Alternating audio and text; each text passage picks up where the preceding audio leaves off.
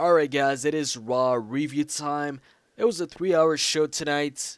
You know, usually I forget when it's 3 hours and I end up missing some of Raw, but I made sure to remember this time that it was 3 hours. So anyways, good show overall, but yeah, I'm going to give my review, the results, full results, and yeah, let's start this. So, it was supposed to start off with a contract signing between Brock Lesnar and, John Cena for their match at Extreme Rules. Teddy Long was in the ring. He introduces John Cena first, and then he introduces Brock Lesnar. By the way, when Teddy introduced John Cena, he did a little botch there, and he said, and first, a 2-time WWE Champion and a 10-time WWE Champion. He meant to say 2-time World Heavyweight Champion, obviously, and 10-time WWE Champion. But anyways, he introduced Brock Lesnar. And Brock doesn't come out. His music hits, he doesn't come out. Instead, John Laurinaitis comes out, and John's all like, hey, Teddy, Brock's not here yet, so we're not going to have the contract signing now. Why, are you starting this now, and all that stuff. And then he tells Teddy Long to tell John Cena to get out of the ring. So Teddy Long tells John Cena to please get out of the ring. And then Edge's music hits, and we have a return of Edge. Edge is on Raw. That was a nice surprise. And he gives this talk to John Cena. He tells him that, the John Cena is looking at right now isn't the John Cena he knew back then, or the John Cena that was his greatest rival, or the John Cena that beat him, in a TLC match in his own hometown and at his own game a couple years back. And he tells John Cena, he needs to go back, I guess, to that old John Cena to beat Brock Lesnar, and he tells him he needs to beat Brock Lesnar. Lesnar, doesn't care about the WWE universe, doesn't care about the WWE, doesn't care about the company, and in the end, he tells him that he's not asking him to beat Brock Lesnar, he's telling him. Anyways, he drops the mic, leaves, and that's it for the promo. So it was a very unexpected return there. I didn't expect Edge to return at all for tonight's Raw. Anyways, afterwards, you had Chris Jericho versus Kofi Kingston. Now, is it just me, or is Kofi Kingston Jericho's, official punching bag, or Jericho's official jobber? I don't know. Whenever Jericho has a match on free TV, it's freaking always against Kofi Kingston. They always feed him Kofi Kingston. It's like, whoa, what happens in booking meetings, What's the booking team thinking or whatever? Are they like, one of them's like, alright, we need to put Jericho over tonight, he has to beat somebody, and then the other guy's like, okay, that means we're going to book him with Kofi Kingston. I don't know, it's like automatically, if you need to get Jericho over, or, have him win a match on free TV, you got to put him against Kofi Kingston. Anyways, Jericho wins, obviously, especially, going into the pay-per-view, it's expected that Jericho would win anyways. Even, if he wasn't going into a pay-per-view for a huge title match, pretty sure Jericho would go over Kofi. Anyways, afterwards, you had Eve Torres backstage with John Laurinaitis. He gives her a position as the executive administrator. Yeah, so she has a job for John Laurinaitis now. Well, John Laurinaitis actually has a job for her, yeah. Anyways, throughout the night, actually, they showed a couple videos of Brock Lesnar's career. Him beating people up. Him in the matches against certain people. And what's funny is, all the guys they showed Brock Lesnar beating up were TNA superstars, as of this moment. The first one was Jeff Hardy, second one was Hulk Hogan, and the third one was Kurt Angle. So, all TNA guys, I'm pretty sure that wasn't a coincidence. Anyways, afterwards, you had, Josh Matthews with CM Punk backstage. Oh yeah, I forgot to say, after Chris Jericho beat Kofi Kingston, he got on the mic and he said that he had the gift for CM Punk and he'd give it to him later on the night. So Josh Matthews, backstage with CM Punk, he asks him, what did Jericho give you, as a gift? And then CM Punk shows us this basket full of liquor, and that's, what Jericho gave him. So then Punk says, I have no use for this, so he gives it to Josh. But he keeps this one bottle, right? He keeps this one bottle to himself. We don't know why. And then, afterwards, Lord Tensai versus R-Truth. Boring Lord Tensai, fat-ass Tensai. Anyways, Lord Tensai wins the match. It's expected, especially after beating John Cena the last week. I would be surprised if Lord Tensai would lose against R-Truth this week. And afterwards, you had Kane. You know, he came out, he cut a promo on Randy. It was a pretty boring promo, to be honest. And then Orton pops up on the Titantron. And he's with Paul Bearer. You know, basically the same thing that Kane did to Bob Orton. You know, Orton's trying to get payback here. So he takes Paul Bearer, who he kind of tied up on a wheelchair. Kind of like Edge did, you know, a couple months back. And by the way, didn't Edge kill Paul Bearer a couple months back? Or, I mean, Kane, he kind of like threw him or something like that, and he died. So now he's back somehow. Anyways, whatever, you know, they expect us to forget about that. Or maybe Paul Bearer's like The Undertaker, he always comes back. So anyways, Orton puts Paul Bearer in the freaking freezer and shuts that, closes it on him. And expects Kane to save Paul Bearer, but Kane says he doesn't care about Paul Bearer and he's not going to save him. He laughs and, does his little pyro thing.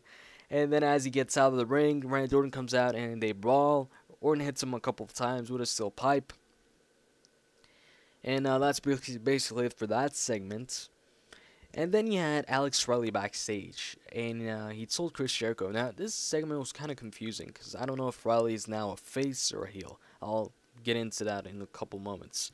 Anyways, he runs into Chris Jericho, and he tells him, hey, I just saw CM Punk drinking, and CM Punk saw me see him drinking, so he kicked me out of his locker room. So then Jericho, tells Alex Riley, okay, let's go check that out. And, Jericho kind of like opens up CM Punk's door slightly, and CM Punk is drinking something. He's drinking something out of a cup, and next to him is that liquor bottle he kept. But you don't see what he's actually drinking in the cup. And he's like talking on the cell phone at the same time. It seems like he's yelling on the cell phone, but you can't hear it. But anyways, that was it for that little segment backstage. And afterwards, you had I think the most boring match of the night, maybe. A tag team match between Del Rio and Cody, teaming up to face Big Show and Khali. And Big Show and Khali win that match. Del Rio ditches Cody, at some point in the match. And then Khali hits the brain chop. Big Show hits a choke slam where he held him up high, for the choke slam for a couple seconds and then hit it. And they win the match. And they also announced that Big Show and Rhodes will face off at Extreme Rules in a match for the IC title. So it's Rhodes' rematch. They didn't announce the stipulation yet. They said it's yet to be announced.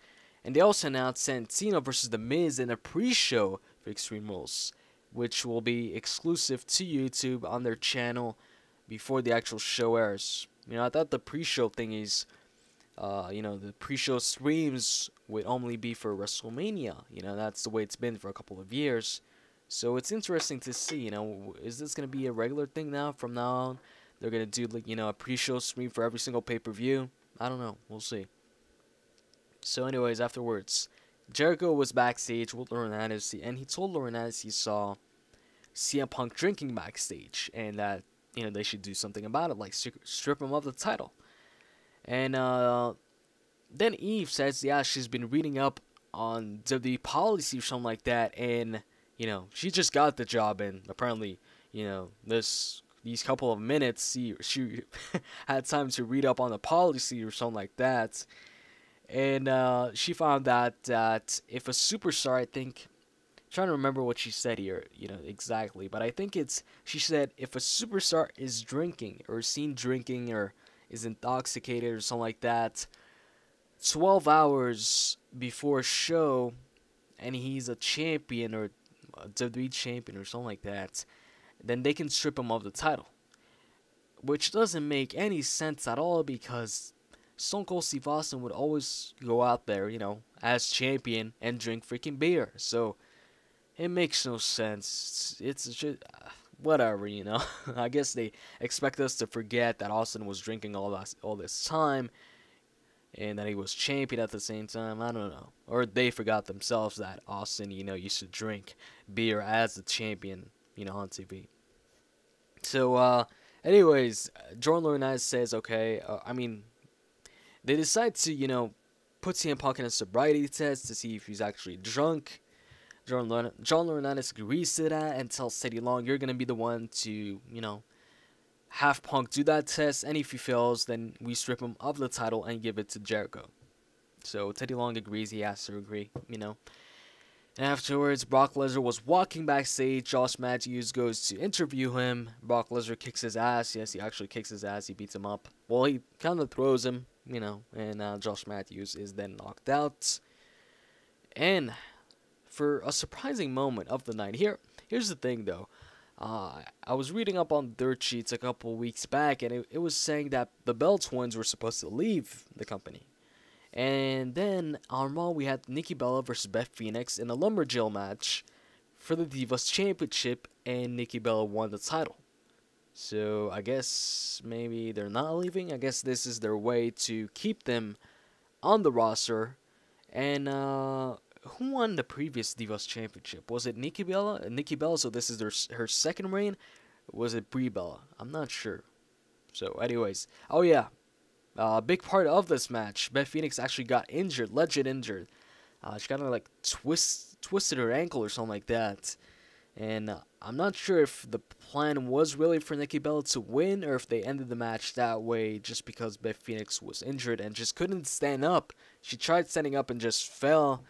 And it seems like she was crying towards the end of the match when, they came to check on her and stuff like that. So, looks like Beth is legit injured, which sucks. She was close to, she was going to surpass Maria's as the longest reigning Divas champion. Now, I don't know if they ended the reign, during the match just because she's injured, or if that was actually the planned finish. I'm going to go with it was a planned finish, but she got injured, so that's unfortunate. And then I think you had the sobriety segment with CM Punk and Teddy Long in the ring, and you had two cops there and Chris Jericho. First test, for the sobriety test was for CM Punk to recite the alphabet backwards. CM Punk couldn't do that. Afterwards, CM Punk had to walk. Yeah, he had to walk, a straight line. He couldn't do that either. He was acting all drunk and shit. And then Jericho says, okay, then hand me the title. And, actually, Teddy Long tells CM Punk that he has to hand him the title. CM Punk hands Teddy the title. Well, actually, before that, Teddy Long tells the two officers that he doesn't need them anymore, so they leave the ring. And then, he eventually tells Punk, okay, you need to give me the title. So CM Punk, gives the title to Teddy Long. And just before Teddy gives it to Jericho, CM Punk says, okay, give me one more chance at this. And he recites the alphabet backwards while walking a straight line. But I think he actually messed up when he was reciting the alphabet backwards. But he actually, walked a straight line and actually walked it backwards too. Anyways, once he did that, as he was approaching A, he was like B. And then he said A and hit Jericho on the head with the microphone. And I think maybe Jericho ran away then. And that ends the segment. So CM Punk was, this was CM Punk's plan all along. He was just, acting drunk. So he's probably drinking Pepsi. Now, here's the question I have. Is Alex Riley a face? Was he in on this? Was he with CM Punk on the whole plan to fool Jericho? Or is he now a heel that snitches on people? I don't know. So afterwards, you had Sheamus versus Mark Henry with Daniel Bryan as the special guest referee. Yes!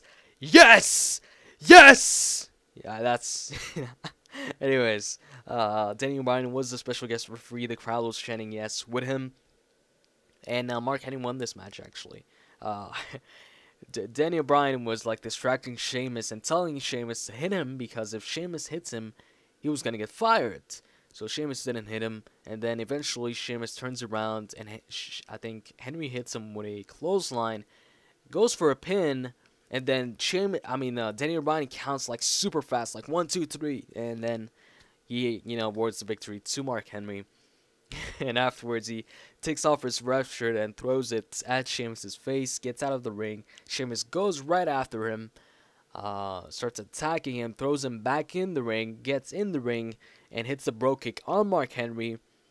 And just that slight little time where he hit Henry with the bro kick, Bryan had the time to recover, and he hits a kick on Sheamus, and then puts on the yes lock. I was going to say the label lock, but the yes lock for a while, and then that's it for the segment, and he leaves the ring. And you also had, I think, a tag team match between Epico Primo versus Ryder and who was his partner? Oh yeah, Santino. And it was, a fun match, a good match. The ending comes the ending actually, I think it was Primo. Primo hits a drop kick on Santino. Santino falls, but then right away, pulls off this backflip and then hits the Cobra right away. So, yeah, Santino and Ryder won a non-title match versus the tag team champions. And backstage, you had Abraham Washington, AW now they call him. They haven't called him Abraham Washington since he returned on TV. He was backstage talking to Epico and Primo and gave them his business card. And then you had Brodus Clay, Hornswoggle versus Dolph Ziggler and Jack Swagger, an actual tag team match between these guys. And Brodus Clay and Hornswoggle win when Vicky gets involved and slaps Brodus Clay. Nothing special in this match. Anyways, after that was the main event. Well, not the main event, it was a match, but the contract signing that we've all been waiting for. And this was actually the most boring segment of the night for me. It was just horrible. You had Lesnar talking on the mic, saying the same thing over and over again. It seemed like he was stalling. I don't know if he was stalling or if he just sucks that bad on the microphone. It was just a boring segment. I started off with, Brock and John Laurinaitis talking on the mic for so long. Well, actually, Laurinaitis wasn't talking at all. It was just Brock Lesnar talking. Cena was supposed to come out. His music hit, but he didn't come out. I don't know what was the point of that. And then Brock, talks with Laurinaitis, says he wants a couple changes before he signs his contract. Says that from now on, any decision Laurinaitis makes has to go through Lesnar afterwards or first. Any decision about Lesnar or anything else has to go through Lesnar. And he has to agree. And that from now on, Monday Night Raw isn't just going to be called Monday Night Raw. It has to be called Monday Night Raw starring Brock Lesnar. A couple things like that. And Laurinaitis ends up agreeing. So, I don't know. Starting next week, are we going to see maybe, on our channel, on our TV guide, Monday Night Raw starting Brock Lesnar? I don't know.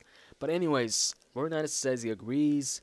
Lesnar signs the contract. John Cena comes out. And this is where it just gets weird. John Cena comes out with, his old Word Life chain. Wrapped around his neck. Obviously, it's a chain, So he gets in the ring and then he takes off the chain off his... He takes the chain off his neck and wraps it around his, knuckles. And he doesn't talk at all. Actually, just Lesnar talks and says, "You're afraid," or something like that. I can feel it. And that's basically it. Lesnar, acts as if he's gonna hit Cena, but he doesn't end up hitting Cena. And nothing happens. No physical contact, no nothing. Cena ends up signing the contract. Lesnar ends up leaving the ring. It's just an awkward ending and just bad ending. It was a bad ending to, overall a good show. So, yeah, tonight's show was pretty good overall, but this ending just, I don't know, didn't do it for me. It was just boring. Lesnar talking in the mic, repeating the same stuff over and over again. Talking about, you're gonna have to do this and that, and just saying the same words over and over. It seemed like they were stalling. I don't know. Freaking boring ending segment, that's what I'm trying to say. So anyways, holy shit, this review is 19 minutes long. You know what's good about having gameplay on reviews? Is that if the gameplay is 5 minutes long, then I'm forced to do a 5-minute long gameplay. Review. But the thing is, Raw was 3 hours today, so it'd be pretty hard to sum those 3 hours up, in 5 minutes. So anyways, I hope you guys enjoyed this video, and you can probably expect a video from me tomorrow. And if you did enjoy this video, please click the like button and tell me what you thought of tonight's show. With that said, I'm out. See ya.